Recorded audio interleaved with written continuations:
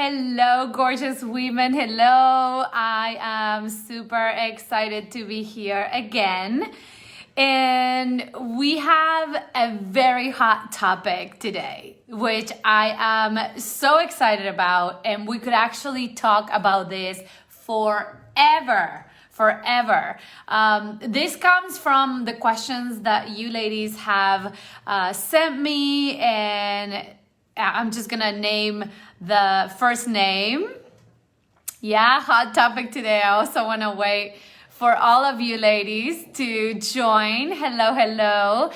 So Jen sent this question, and Sonia also was asking for this question, and Pamela was also asking something similar. They all asked for different things, but I feel like I want to share a little bit of everything. I mean, literally, who else talked out here? Yeah.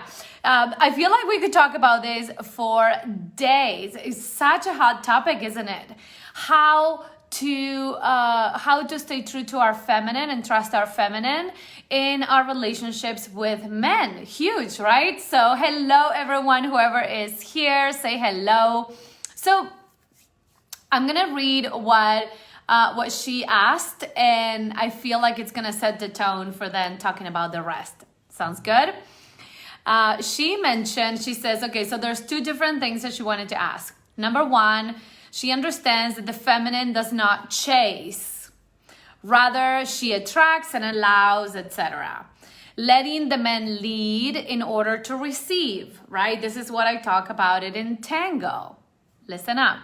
I've had these proven many times, real receiving. And then she says, but my other quantum self that has intuition and visions of higher potential, sometimes I want to go to his house. Hello, Pam. Hello. Right on time.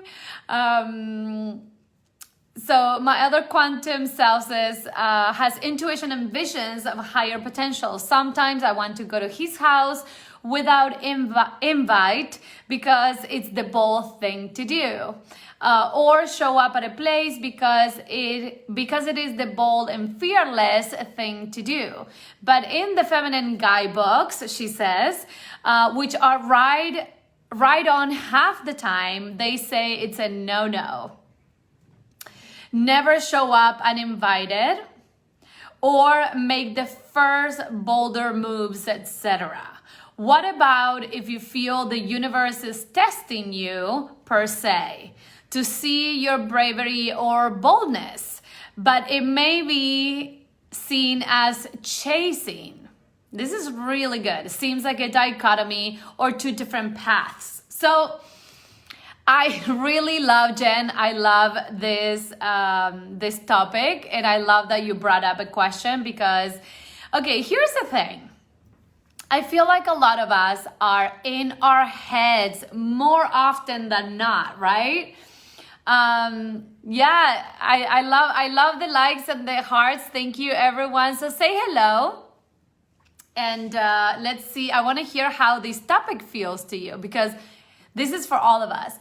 What I was saying is, honestly, in regards to the feminine, the first thing that we need to realize for ourselves, for our own sake, as women, as modern women, is that most of us have been operating from the neck up. This is not bad or wrong or, this is part of our survival mechanism. This is what we had to do to survive. So I find this in this personal development world that a lot of us, what we do is we read all the books, we watch all the videos, we listen to all the podcasts, we get all the information. We want to do the right thing. That's the good girl. We gather information, and we want to do the right thing. But most often than not, what we have a lot of difficulty with is feeling and connecting with ourselves. Does that make sense? Yes, I know. And again, of course, we got to start. Our mind needs to understand. I say our good girl needs to understand what's going on. She doesn't want to make mistakes. She wants to do everything right. She wants to know. She doesn't want to get caught in not knowing, because that doesn't feel good. And it mostly, what we need to understand is that it doesn't feel safe. Okay, the good girl gathers all this information because she needs to feel safe. So we need to honor that. Now, the thing is that it's not about like learning and putting it into practice. Like, it doesn't work that way, because for the wild woman, which is the one that brings the good girl back to her feminine, because the good girl is usually here, which is more masculine, we bring ourselves back to so the wild woman brings the good girl back to the feminine. What happens is that there's an adjustment period where we get used to trusting ourselves, trusting our feelings, trusting our emotions, trusting our intuition and instincts. Now, that is a process. Okay, so I'm giving you like the general right now, and we're gonna dive into her question, Jen's question in this case. So how do we know when to do what, right? Because when we feel an instinct and an intuition, how do we know when to take action? That's the secret to the secret, isn't it? We can get the hit of the intuition, right? We can tune in with our instinct and know when to take action, but that's the key. Here's what happens, and here's why it's so kind of complicated, more so complex until you become more used to it. And why it's so hard for us and we get trapped here is because the good girl wants to, like, she is terrified of making mistakes. As if you make a mistake and you ruin everything. Oh, Paula, like, you ruin everything. You always do that. Why didn't you have all the steps first? And that's what the good girl does. She wants to get all the steps right. And I feel like we get so caught, like very robotic, if that makes sense. Is this resonating with you? I like to hear. You can send some hearts and likes, or you can send me a comment. So what happens here is like, we want to do the right thing and we're terrified of making mistakes. And it's like, if I were to compare this with tango, when you go in, like, you can take classes and you can learn the steps. You can watch someone, a teacher, showing you the steps of tango. But until you don't go, needing this today, oh, awesome. Until you don't go, hi Valencia, good to see you, darling. Until we don't get to the dance floor and practice it, even though we have it visualized, even though we know what to, like, which, left or right foot goes first and then second and all that good stuff, until we're not in the action, we won't know. Now, here's the thing, how to trust your instincts and intuition. It's really about being connected with ourselves, being connected with our feelings. Because here's the deal. Your body would know. This is your feminine. This is your masculine. So when we are connected with our bodies, we would know what to do. And if we make a mistake, if we missed the perfect sign from our body and we made a mistake, it's okay. It's okay. We can say, you know what? I made a mistake. Now, in a relationship with a man, this feels very threatening for many reasons. This is ancient. We feel like if we make a mistake, he can leave us. We feel like if we make a mistake, if you go, so for example, Jen was sharing this example that she wants to be bold and she wants to take the first step. Well, here's the thing. You can go, and if you and your men are connected and you go and take the first step and it's not a big deal, and that like you would know if it's not a big deal for him, because men are really good at setting their boundaries, and he would feel the energy and you would know if that works or if it doesn't work, if that makes sense. So no matter what the books say about it, what you need to know too is like, if you are always the one taking initiative, which is more of a masculine energy, most likely you will attract a man that it's more feminine. So your dynamic in the relationship, it would be that. Like, you want to be bold, and that is awesome. You can do that, but there's gotta be a balance between you dancing the feminine and masculine. So then in the relationship, he can be in his feminine when he needs to, and then you can be in your masculine if that's when you want to take that action and you really feel it. But then there's gotta be a space where you can be in your feminine and he can show up in his masculine. Does that make sense? So let me explain this, which is gonna make more sense in tango, because tango is the perfect analogy for this. In a relationship, it's not about always being in our feminine. That doesn't work, because then what we're saying is we have the other half. And the idea of a healthy relationship, a relationship that won't lead to any codependency, would be that two people are whole themselves, which means that they have a balance between their own feminine and masculine energies within individually, and then they share themselves together. And when you share yourself together, then you would know, because you're connected, you would know when to be in masculine and when to be in feminine, and it's going to be sort of an unspoken agreement, if that makes sense. So the way it happens in tango, and I share this because I just really love this, and I love the graphic of it, so you can watch a YouTube video. What happens when in the beginning stages, when the woman, the man does I always share this, right? Like, it's the cabeceo, which is like a head, like he nods the head to invite the woman to dance, okay? So he stands up. If she says yes, they meet in the middle of the dance floor. The man doesn't go to get the woman from her chair.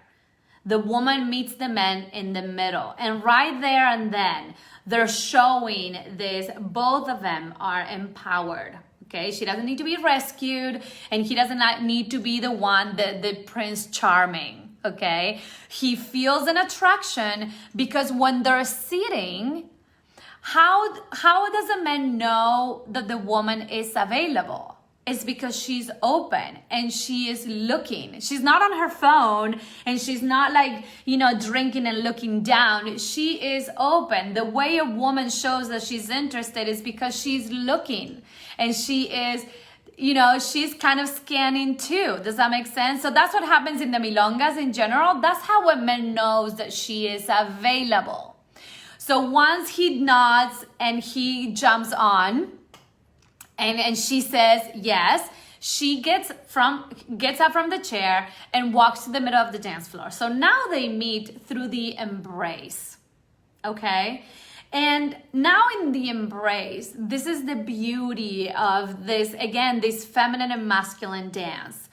He grabs her, okay? He takes an action by embracing her. And at that moment, the man, we're talking about men, masculine, and we're talking about relationship with men, he feels where the woman is at in her body. Is she stiff? Is she loose? Is she available? And he guides her. Once he feels the weight of the woman, he will guide her to where he needs her to be, so he can make the first step. Now, the process of him feeling where the woman is at with her body, that is feminine energy within the man. Yes? Does that make sense? And at that moment, the woman needs to allow herself to be held, which is also very hard for women if we are in our masculine. We need to be in our feminine, okay? And holding our space. So when the man starts to shift your body, and you can be in that split second, both of you and your feminine, just really being connected and present, okay? The man will know when to guide you. So now, he makes the first step. And that is masculine energy. And a woman receives the first step. Okay, that's feminine energy. So a woman needs to be in her feminine. Now there's different points in the dance, the relationship, where the woman would take a step on her own. The man invites her, but she takes the step. So that's masculine energy within the woman. I don't want this to get confusing because it's always easier to show it when, sometimes in workshops I show it in with my body. But what I want you to understand is that the ideal of having a healthy relationship and trusting our feminine with men is that we connect first with our feminine, that we feel the connection within ourselves. And we trust ourselves, meaning if we feel like we need to make a step and we make a mistake, then we can mend it. Maybe we can say something like, I made a mistake. I didn't mean to come, or I didn't mean to do that. And be vulnerable, which is also very challenging for women, especially for strong and powerful women. It's sometimes, well, actually not powerful, because we're not empowered when we're afraid of our vulnerability. But we are like strong women who have been, who have their own, they follow their instincts. Sometimes when we make a mistake, we feel embarrassed for having made a mistake, or we feel like if we're vulnerable, we're not gonna be liked. And I know it seems like really silly, but that is absolutely true. We do feel that way, even powerful women, always. Being afraid of being rejected, being afraid of what others are going to think of us, that people are going to judge or criticize us, of course. Of course, as we continue to rise in different levels, we're going to continue to feel that way. Of course, now we're talking about men. And, sometimes what we don't know, also a big part of this, Jen, for you in this case, is what ideas do you have of men? Because I feel like a lot of us, and this has been my journey, ladies, like for sure, I have 2 programs and we dedicate 2 big modules to heal the relationship with the masculine. I dare say that every single woman has an issue with relationship with the masculine one way or another. And of course, this affects our relationship with our business and our relationship with money. All of that is masculine energy. And this just comes from generations and generations and growing up in a system, is the patriarchal system. And so, of course, what I'm going to invite you, Jen, to is to review and to explore your relationship with the masculine. What do you think about men? Like what are the ideas that you have about men? Because personally, and I'm speaking for myself, I felt like men didn't have feelings, for one. That's what I felt like, the number one thing. I know it sounds crazy. I grew up among women, so I really didn't know a lot of men from the inside out. I didn't grow up with men in my house, so my father, but it wasn't like brothers, like I didn't grow up side by side. I had friends, but of course, already friends were like, no, they were keeping that sort of mask that they have to look strong and they can't cry and all that good stuff, that it's not really good at all. But that's what they learned. And so for me, you know, when I started dating, the first thing happened, I remember this guy kissed me and then never talked to me again. And I thought he was awful. Like, how come? Like, it didn't mean anything. Of course, we're young, and I started to get evidence that men really didn't care, that men could cut away their feelings and not care at all. And so I had to dive really deep into my relationship with men, and heal that relationship with men to understand that men also have feelings. I really didn't know this. I really didn't know this fully until I met my husband. And I witnessed his friends also being so vulnerable. And I'm like, oh, wow, like this is completely different, like to what I thought. And understanding that also men who have feelings, at the beginning for me, it felt like, wait, you're not supposed to have, you're less than a man for having feelings. It's like they can't win. And I feel like it happens for them the same thing with us women. So I want you to understand that because of the system that we grew up with, and I know, Jen, I'm talking to Jen because she asked the question, but for some of you here who are listening, I'm giving many different views of the same thing. There is no one answer, if that makes sense, because it really depends on the relationship that you would have with the men and how, you know, what works for you, what kind of polarity works for you. Some women feel more comfortable with more feminine men. There's nothing wrong about it. It's okay. If it matches you and if it's okay with you, then that's all that matters, isn't it? For me, when I felt like my husband was a little bit more gentle, I started to almost lose respect. And I hate to say it like this, but inside, and of course that was something that I needed to work with in myself. It was an opportunity. Also, that is also part of why we come in a relationship. Every time we come in an intimate relationship with a man, all the shit is gonna come up. Just so you know, it's not gonna be the perfect world. I don't personally believe or think, I'm not saying you can't have a healthy relationship, but at the beginning, all of that is gonna come up, okay? And if you never spoken up and you start to find your voice, then you're going to feel that your relationship will start shaking too. It's part of it, and it's, you know what? It's part of the growth, and it's part of the evolution, and you're helping each other. So it's okay, and maybe you'll start first as a woman to do that, and then eventually the other person will come afterwards and join you. You know, it's just part of what it is.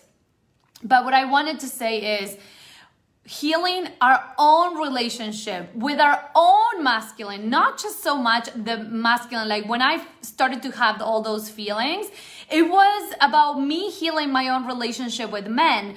Not that my husband needed to necessarily change, if that makes sense. And of course, as I started to shift my energy, it shifted the energy and the dynamic in our relationship, okay? As I say, it's pretty complex, but I trust that it makes sense what I'm sharing here. We need to heal the relationship within our own masculine, and the way and when we do that, we also start trusting our feminine more.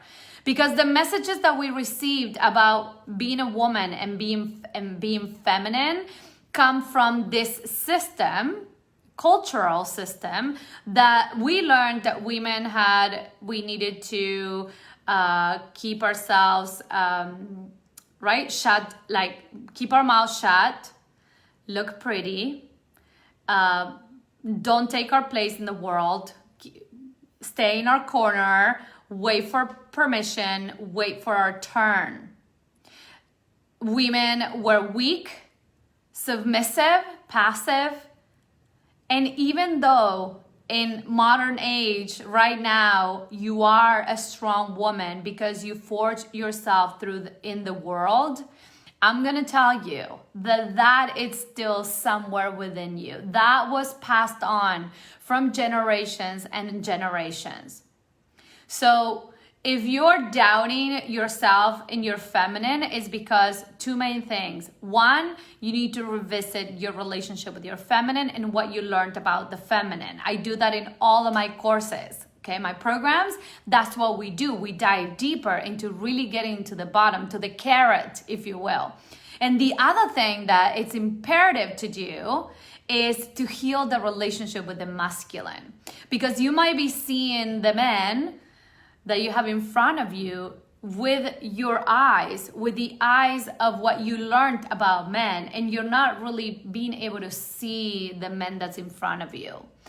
When you are authentically connected with yourself and you don't have any hooks, if you will, then not only you will attract a man that you are connected, it's more in tune with your energy in the moment. That's why sometimes it's best to do your inner work with yourself first.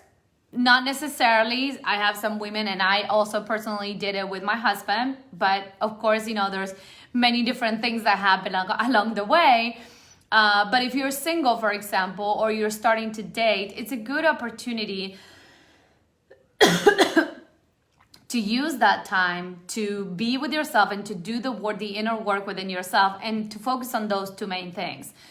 Number one is to explore your own relationship with the feminine and what you learned about being a woman, and also what ideas you have of men. So when Jen talks about that she wants to trust her instinct and when she wants to be bold, there's nothing wrong. Hi Kim, hello. There's nothing wrong with it. It's just if you go and visit your man and you take the first step and he's okay with it, then it's great. And if he's not okay, you would know, and he would let you know. And if you're tuned in, you would feel that. You would feel that he's not okay, even if he doesn't say anything, and you can have a conversation about it. That's what it also means to be vulnerable. You can have a conversation. How did that feel to you? Did it not feel good? Like, I really felt that urge to come and do it, and did it not feel? So I wouldn't just listen to all the books, and yet, of course, there's always great advice, but follow your own intuition. And if when you get to the house or when he opens the door and he doesn't feel comfortable, you would know, and he would know. He would either let you know, or you would pick up on it energetically. If you're connected enough with yourself, you would know that didn't feel good, and then that can bring up an opportunity to have a conversation with him. Does that make sense? All right, is this helpful so far? I have 2 more questions here. How to say no to men when I know are not for me? This is a great question. Well, it depends on the circumstances, but if you feel like you've been dating someone or you've been connecting with someone and it doesn't really feel true, I would say be honest. Just share the same thing. And always when you talk to another person, talk about your own feelings. Don't say, I don't think you're right for me, clearly, right? Like, I mean, that's kind of one-on-one. And so, yeah, sorry, I was just reading something. So, just talk about, again, women, I feel like and I tell you, because of course it's hard when you're meeting someone, and I remember when I first met Rob, my husband, it felt that way. Like, you're in that state where you don't know the person. The biggest fear that the feminine is going to feel is to be criticized or judged, or to end up alone, okay, and be rejected. So just understand that, but if you don't say something, then you're rejecting yourself. And most often than not, we are our worst enemies, our worst judges. So when you speak from the heart, and when you're connected with your truth, and you're able to speak your truth and say, you know what, this doesn't feel good. I don't think that we're right for each other. I rather not, for us not to continue to have a relationship anymore. I really wish you the very best. And when you're able to really connect with your heart instead of being here, again, most of us are here, and come back to your heart and be able to communicate from your heart, not what you think you should say, but what you feel you want to say, it changes everything. It changes the whole ball game. Let me see, Esther, hello. Okay, let me read. I want to read and make sure that I'm reading this right. This is what I have been discovering and working on with my current relationship. I am embracing his feminine and my masculine. It is the first time I feel attracted to a balanced feminine masculine man. Yes, awesome. Yes. Again, I feel like it's really challenging also, you know, not only for us to find our own balance between our own feminine and masculine, but also to accept the feminine in a man too. That was my journey until I understood that I needed to heal that relationship with my own feminine and my own masculine. So then I would become more balanced and whole, and then share that, you know, and invite also from my men that alignment, that balance as well. So now we're joining forces from a more whole place, and not like the half, the other half. Because then when you have the other half, then you are a whole together, which means that you need the other person to feel whole, which means that you would fall into codependencies, okay? And Pam, I wonder if Pam is still here. She said, how to be heard by a man I work with who is used to making decisions by himself and refuses to honor my input. So when a man doesn't listen to us, mostly it could be because he has his own issues with the feminine, which happens a lot, excuse me. And or because he's in his ego.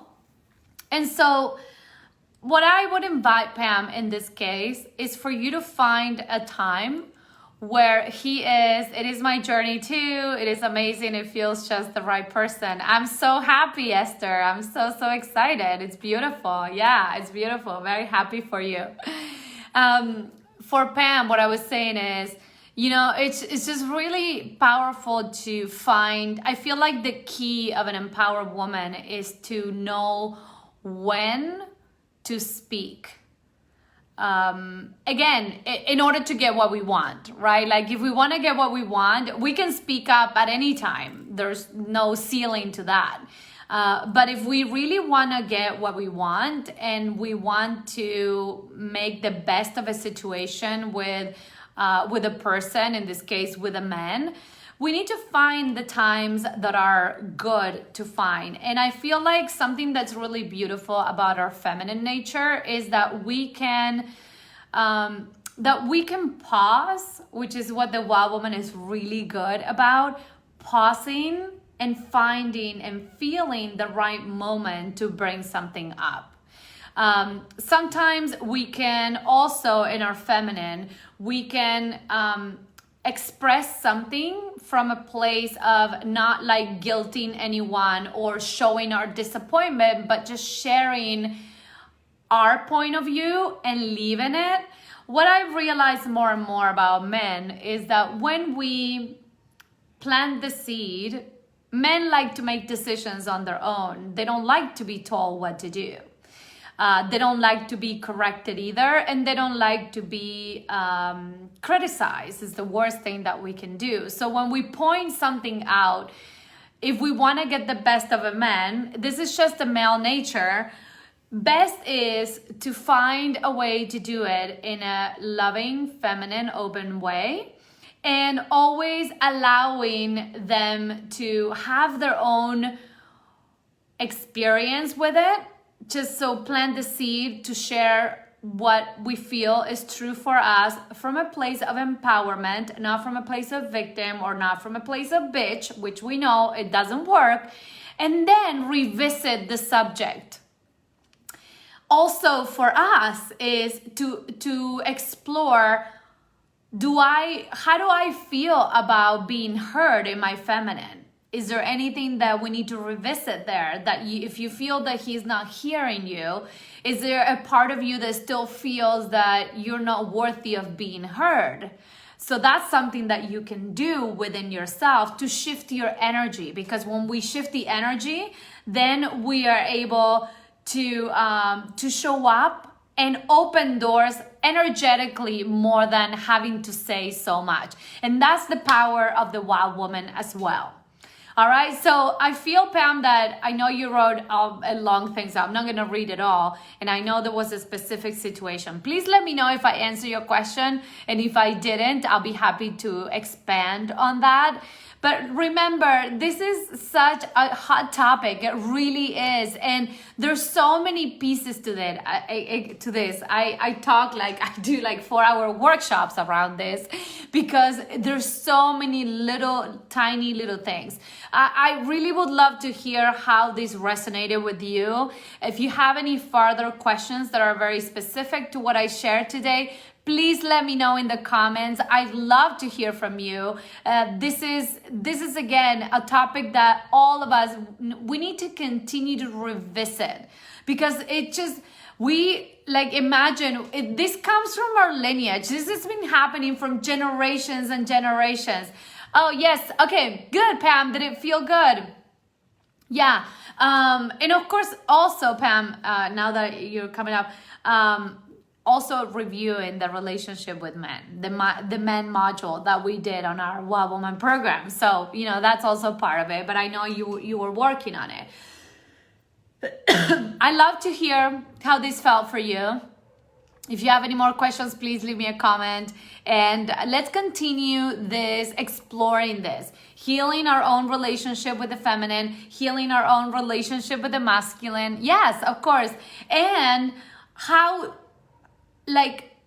knowing that we don't know, again, no one taught us this activating this feminine power and our feminine energy is as scary as being in a relationship with a man and trusting men. And again, this has been coming on for generations and coming down from generations and generations. So my throat is getting dry. I'm sending you so much love. I'd love to continue this conversation. I will share another video this week. I will open up my schedule for that. So I really look forward to it. I think we're going to talk about wellness and exercise and beauty and all that good stuff about the feminine. So keep an eye out. I'm sending you so much love, and I'll talk to you soon. Bye.